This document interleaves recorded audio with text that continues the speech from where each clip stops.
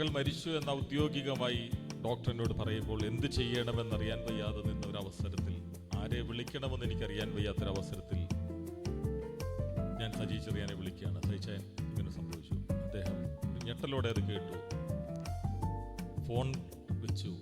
ഏതോ ഒരു യാത്രയിലായിരുന്നു അദ്ദേഹം. ഒരു 10 മിനിറ്റിനുള്ളിൽ അവിടെ എത്തി. പിന്നീട് ഒരു 3-4 ദിവസം അദ്ദേഹം എൻ്റെ കൂടെ തന്നെ ഉണ്ടായിരുന്നു എന്നത് എൻ്റെ ഒരു ജ്യേഷ്ഠ സഹോദരൻ്റെ സാമീപ്യമായി ഞാനിപ്പോഴും കാണുകയാണ്. അദ്ദേഹം ഈ സന്ധ്യയിൽ നമ്മളോടൊപ്പം കൂടാമെന്ന് പറഞ്ഞിട്ടുണ്ട്. അദ്ദേഹം ആലപ്പുഴയിലൊരു മീറ്റിങ്ങിലാണ്. അത് തിരിച്ചു വരുന്ന വഴി നമ്മളോടൊപ്പം ചേരുകയും ഈ മീറ്റിങ്ങിൻ്റെ ഭാഗമാകുകയും നമുക്ക് നമ്മുടെ കൂട്ടായ്മയുടെ സൗന്ദര്യം ആസ്വദിക്കുകയും ചെയ്യും എന്ന് ഞാൻ വിശ്വസിക്കുന്നു. അദ്ദേഹത്തെയും അദ്ദേഹത്തിൻ്റെ അസാന്നിധ്യത്തിൽ ഈ യോഗത്തിലേക്ക്, ഈ സായം സന്ധ്യയിലേക്ക് സ്വാഗതം ചെയ്യുക. ഞാൻ മമ്മൂട്ടിയെയും ജയറാമിനെയും വിളിച്ച്, പലരെയും വിളിച്ചു, പല സിനിമാ നടന്മാരെയും വിളിച്ചു. കാരണം ഈ മാനസികമായ ഇവിടെ ഇപ്പം മെന്റലിസം കാണിച്ചിട്ട് മെന്റലി വരീഡായിട്ടുള്ള ഒരു സൊസൈറ്റി. കാരണം ഒരിക്കലും ചിന്തിക്കാത്ത ഒരു ദുരന്തത്തിന്റെ മുമ്പിൽ നിന്നിട്ട് അപ്രതീക്ഷിതമായി ക്യാമ്പിലേക്ക് എത്തുന്ന ആളുകളുടെ മാനസികാവസ്ഥ മനസ്സിലാക്കി ഞാൻ നിങ്ങളൊക്കെ വരണം, ഇവരെയൊക്കെ ഒന്ന് കണ്ട് സഹായിക്കണമെന്ന്. ഈ ജയറാം വരുന്ന വഴിക്ക് അദ്ദേഹം ഒരു വലിയ ടെക്സ്റ്റൈൽ, വലിയ ഒരു പിന്നെ തുണി മില്ലിന്റെ ഒരു എന്താ പറയുന്നത്, ഒരു അവതാരകനാണ്, ഒരു സ്പോൺസറാണ്. മുണ്ടിന്റെ പേരെന്താ, രാംരാജ്. അപ്പൊ 2 ലോഡ് രാംരാജിന്റെ സാധനമായിട്ടാണ് അദ്ദേഹം വരുന്നത്. അപ്പൊ ക്യാമ്പിലേക്ക് ഞങ്ങൾ പോവാണ്. ഞാനും ജയറാമും ക്യാമ്പിലേക്ക് പോവാം. പുലിയൂര് ക്യാമ്പിലാണ് ആദ്യം ചെല്ലുന്നത്. പുലിയൂർ ഹൈസ്കൂളിന്റെ മുമ്പിൽ 4000-ഓളം ആളുകളുള്ള ഒരു ക്യാമ്പാണ്. ആദ്യം ചെല്ലുന്നത് അങ്ങോട്ടാണ്. സത്യത്തിൽ ഒരു മുറി തുണിക്ക് വേണ്ടി ജനങ്ങൾക്ക് നീട്ടിയ കൈ, ജനങ്ങൾ ഓടിക്കൂടിയ ഓട്ടം. ജയറാമിനെ കാണാൻ വേണ്ടി ഒരു മനുഷ്യൻ വന്നില്ല, ഒരു പീസ് തുണിക്ക് വേണ്ടിയാണ്. മറ്റേ ജയറാം വന്നെന്ന് പറഞ്ഞാൽ സിനിമാനെ കാണാമെന്ന് പറയാം. അദ്ദേഹം അതിങ്ങനെ മേടിച്ച് ആദ്യം കൊടുക്കാൻ തുടങ്ങി, പിന്നെ രക്ഷയില്ല. പിന്നെ ഇങ്ങനെ വാരി ഇങ്ങനെ എറിഞ്ഞു കൊടുക്കുകയാണ്. ഈ നമ്മുടെ നാട്ടിൽ ഈ ആഫ്രിക്കയിലൊക്കെ കാണുന്ന ഒരു ആഹാരം എറിഞ്ഞു കൊടുക്കുമ്പോൾ ഓടിച്ചെന്ന് വാങ്ങിക്കുന്നത് പോലെ ആളുകൾ വാങ്ങിച്ച ഒരു കാലം. ആ ദിവസം ഞാൻ എൻ്റെ മനസ്സിലൂടെ ഇപ്പോൾ പോയതിൻ്റെ കാരണം 10 ദിവസം കഴിഞ്ഞപ്പോൾ അത് മറന്നു. ജാതി മതവും ചിന്തകൾ അതിന് വ്യത്യസ്തമായി റോട്ടറി ഇന്റർനാഷണലിന്റെ ഒരു ഹ്യൂമാനിറ്റേറിയൻ, ഒരു മാനുഷികമായ നിങ്ങളുടെ ഒരു കൺസെപ്റ്റ്, അതിനാണ് ഞാൻ വില കൊടുക്കുന്നത്. നിങ്ങളുടെ ഈ ഒത്തൊരുമ, നിങ്ങളുടെ ഈ കൂട്ടായ്മ. അധികം മെമ്പേഴ്സ് ഒന്നുമില്ല. ഞാൻ ചോദിച്ചു, 53 മെമ്പേഴ്സ് ഫാമിലിയുള്ളൂ, മതി. ഒത്തിരി ആളിനെ ഒന്നും കൂട്ടിയിട്ട് കാര്യമില്ല. ഉള്ളവർ നല്ല ഊർജ്ജസ്വലന്മാരാണ്. അപ്പോൾ അങ്ങനെ വളരെ സെക്യുലറായി, വളരെ മാനവികമായി നടത്തുന്ന നല്ല പ്രവർത്തനം നിങ്ങൾ തീർച്ചയായിട്ടും പ്രളയത്തിലും അതിനുശേഷം നിങ്ങൾ ഇങ്ങോട്ട് അതിന് മുമ്പ് നടത്തിയ എല്ലാ പ്രവർത്തനങ്ങളും ഞാനിവിടെ അഭിനന്ദിക്കുകയാണ്. ഡോക്ടർ ബിജു സി തോമസ് അദ്ദേഹത്തിൻ്റെ സഹോദരനാണ്.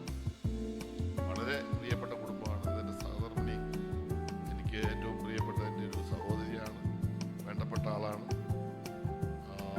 വളരെ ഡെഡിക്കേറ്റഡ് ആയിട്ടുള്ള ഒരു ചെറുപ്പക്കാരനാണ്.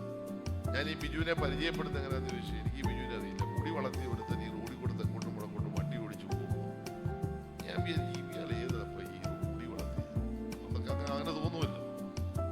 അപ്പോൾ ഒരിക്കൽ ഞാൻ ഒരാളെന്നോട് പറഞ്ഞു, നമ്മുടെ ഒരു ഈ എന്തോ ഒരു ഫെസ്റ്റിന് വേണ്ടി ഒരു റാലി, ചെങ്ങന്നൂർ മോട്ടോർ ക്ലബിന്റെ ഒരു പ്രതിനിധി ഒരു ഫോൺ നമ്പർ ബിജു അത് ഓർക്കുന്നില്ല. ഞാൻ ആ ഫോൺ നമ്പറിൽ വിളിച്ചു. ഞാൻ പറയുന്നത് സജി ചെറിയാനാണ്. പിന്നെ അദ്ദേഹത്തിന് അറിയായിരുന്നു. എന്താ ചെന്ന് ചോദിച്ചു. ഞാൻ പറയുന്നത് ഒരു പ്രോഗ്രാം ഉണ്ട്, നിങ്ങളൊന്ന് സഹായിച്ച, കുറെ കാറും വണ്ടിയൊക്കെ തന്ന് സഹായിച്ചാലും സൗകര്യം പറഞ്ഞു തരുന്നില്ല. ഞാൻ ഓക്കെ എന്ന് പറഞ്ഞു. കുറേയേറെ വണ്ടിയും കാറും എല്ലാം അവരുടെ മോട്ടോർ ക്ലബിന്റെ ഭാഗമായിട്ട് ആ ഫസ്റ്റിന് അദ്ദേഹം തന്ന് സഹായിച്ചു. നമ്മുടെ എന്തൊരു പ്രോഗ്രാം ഞാൻ ഓർക്കുന്നുണ്ട്.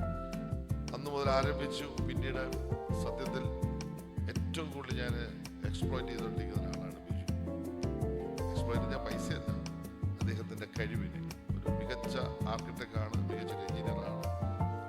ഞാൻ ഈ കരുണ പെയിൻ ആൻഡ് പാലിയേറ്റീവിന് വേണ്ടി കൺസ്ട്രക്ഷൻസ് പല പ്രൊജക്റ്റുകൾ ഞങ്ങൾ ചെയ്യുന്നുണ്ടിരിക്കുമ്പോൾ ഒരു പൈസ കൊടുക്കാതെ സൗജന്യമായി എന്നെ ഏറ്റവും കൂടുതൽ സഹായിച്ചുകൊണ്ടിരിക്കുന്ന ഒരു എഞ്ചിനീയർ എന്ന നിലയിൽ, റോട്ടറിയുടെ പ്രസിഡന്റ് എന്ന ഞാൻ ആ കാര്യത്തിൽ പ്രത്യേകമായിട്ട് ഈ അവസരത്തിൽ അഭിനന്ദിക്കാൻ ആഗ്രഹിക്കുകയാണ്.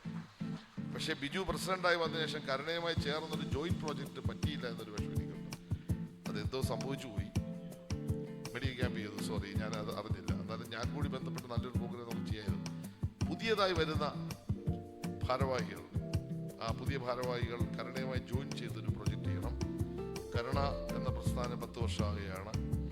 ചെങ്ങന്നൂരിലെ 4,500 പേഷ്യൻസിനെ നമ്മളിപ്പോൾ വീടുകളിൽ നോക്കുന്നുണ്ട്. നമ്മളിപ്പോൾ ഒരു വലിയ പ്രൊജക്റ്റ് ചെയ്യുകയാണ്. 20 ഏക്കർ സ്ഥലത്ത് കിടപ്പ് രോഗികളെ ശുശ്രൂഷിക്കുന്ന ഒരു കേന്ദ്രത്തിൻ്റെ പണി ഇപ്പോൾ പൂർത്തീകരിച്ചുകൊണ്ടിരിക്കുകയാണ്. കുറേ പ്രൊജക്റ്റുകൾ അതിൻ്റെ ഭാഗമായി ചെയ്യാൻ കഴിയുമെന്നാണ് ഞാൻ പ്രതീക്ഷിക്കുന്നത്. തീർച്ചയായിട്ടും മനുഷ്യനെ ചേർത്ത് പിടിക്കുന്ന പ്രസ്ഥാനവും മനുഷ്യനോടൊപ്പം സഞ്ചരിക്കുന്ന നിങ്ങളും ഒരുമിച്ച് ചേർന്നാൽ ഒത്തിരി കാര്യങ്ങൾ ചെങ്ങന്നൂരിൻ്റെ വികസനത്തിൽ ചെയ്യാൻ പറ്റും. തീർച്ചയായിട്ടും വികസനത്തിൽ നല്ല മാറ്റങ്ങൾ നമ്മൾ വരുത്തിക്കൊണ്ടിരിക്കും. ഇനിയും നമ്മൾ ചെങ്ങന്നൂരിനെ മുന്നോട്ട് പോകും.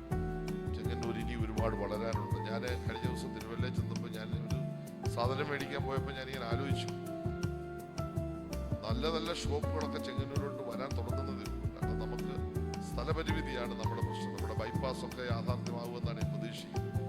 നമ്മുടെ ബൈപ്പാസൊക്കെ യാഥാർത്ഥ്യമായി ഇപ്പം തന്നെ നമ്മുടെ റോഡുകളൊക്കെ നന്നായി വരുന്നു. നമുക്ക് ഒരുപാട് പാലങ്ങൾ വരുന്നുണ്ട്. നമുക്ക് നല്ല സ്കൂൾ കെട്ടിടങ്ങൾ വരുന്നുണ്ട്. നമ്മുടെ ആശുപത്രിയുടെ പണി ഇവിടെ അത് ഏറ്റവും കൂടുതൽ ഡോക്ടേഴ്സാണ് ഇരിക്കുന്നത്.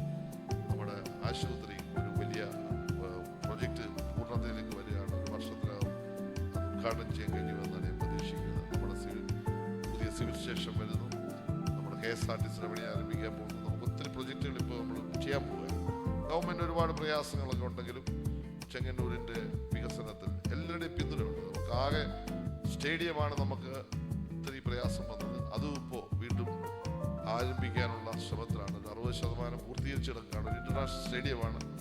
ആ ഒറ്റ സ്റ്റേഡിയം വഴി തന്നെ ചെങ്ങന്നൂർ വലിയ തരത്തിൽ ഡെവലപ്പ് ചെയ്യേണ്ടതായിരുന്നു. പക്ഷേ ദൗർഭാഗ്യവശാൽ എല്ലാ നല്ല കാര്യത്തിൻ്റെയും പിന്നിൽ പാര വെക്കാനും ആളുകൾ കാണുമെന്നുള്ളത് കൊണ്ട് ചെറിയൊരു അടിപ്പാര വന്നതുകൊണ്ടാണ് അങ്ങനെ ആയിപ്പോയത്.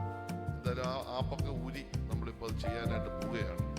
പിന്നെ പല തരത്തിൽ നമ്മൾ ഒരുമിച്ച് നിന്നാൽ അതിനൊന്നും കക്ഷി രാഷ്ട്രീയമൊന്നുമില്ല.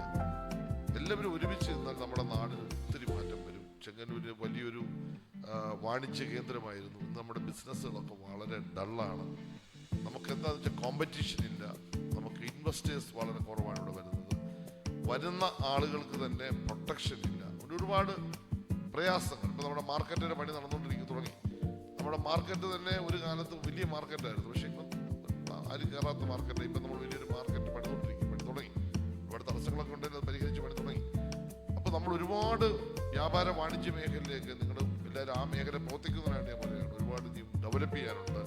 റോട്ടറി ഇൻ്റർനാഷണലിൻ്റെ എല്ലാ സഹായങ്ങളും ഉണ്ടാകുമെന്ന പ്രതീക്ഷയോടുകൂടി എന്നെ ക്ഷണിച്ചതിന് നന്ദി പറഞ്ഞുകൊണ്ട് എല്ലാവർക്കും സ്നേഹാഭിവാദ്യങ്ങൾ അർപ്പിച്ചുകൊണ്ട് നിർത്തുന്നു. നമസ്കാരം.